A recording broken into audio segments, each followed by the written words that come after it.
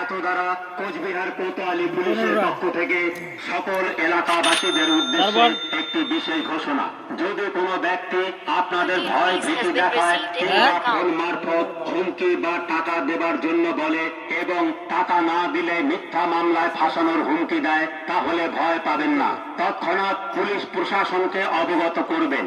তার বিরুদ্ধে পুলিশ প্রশাসন আইনানুগ কঠোর ব্যবস্থা গ্রহণ করবে। বিপদে পড়লে বা সন্দেহভাজন কিছু দেখলে অতি সত্বর থানায় যোগাযোগ করুন অথবা সরাসরি কল করুন আমাদের টোল ফ্রি নম্বর 100-তে। আপনার পরিচয় সম্পূর্ণরূপে গোপন রাখা হবে।